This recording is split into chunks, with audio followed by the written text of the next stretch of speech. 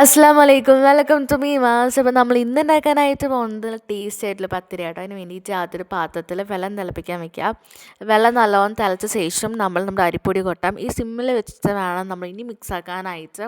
അങ്ങനെ നല്ലോണം നമ്മുടെ വെള്ളത്തിൽ കിടന്നിട്ട് മാവ് മിക്സ് ആയി കഴിഞ്ഞാൽ ഈ മാവിന് നമുക്ക് നേരെ എടുത്ത് നമ്മുടെ ഫ്ലോറിലോട്ട് കൊട്ടാം. എന്നിട്ട് നമുക്ക് നല്ലോണം ഇത് കുഴച്ചെടുക്കണം.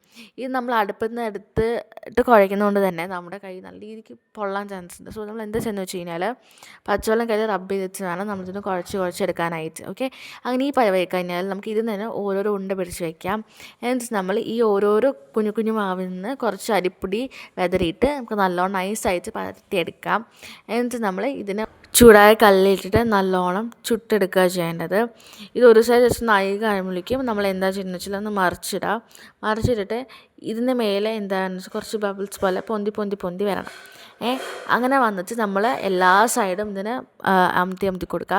അങ്ങനെ നമ്മൾ അമർത്തി കൊടുക്കുന്ന സമയത്ത് എല്ലാവരും ഇങ്ങനെ പൊള്ളം വരണം. അങ്ങനെ പൊള്ളം വന്നു കഴിഞ്ഞാൽ നമ്മുടെ പെർഫെക്റ്റ് ആയിട്ടുള്ള പത്തിരി റെഡി ആയിരിക്കണം. ഇതിൻ്റെ ബെസ്റ്റ് കോമ്പിനേഷൻ എന്താണെന്ന് ഞാൻ പറഞ്ഞ ആവശ്യമില്ലല്ലോ. ബീഫും മട്ടനും ചിക്കനും ഗ്രീൻ പീസും മുട്ടക്കറി എന്തും ഇതിൻ്റെ കൂടെ ചേർന്ന് വയ്ക്കോളും. സോ നിങ്ങളെല്ലാം തീർച്ചയായും ട്രൈ ചെയ്ത് നോക്കിയിട്ട് നിങ്ങളുടെ അഭിപ്രായങ്ങളൊക്കെ എന്നെ കോമെൻറ്റ് ചെയ്ത് അറിയിക്കുക. നമുക്ക് നെക്സ്റ്റ് ഒരു വീഡിയോ ആയിട്ട് ഇനിയും കാണാം. ഓക്കെ, അതുവരേക്കും ചാറ്റാ, ബൈ ബൈ, സീ യു.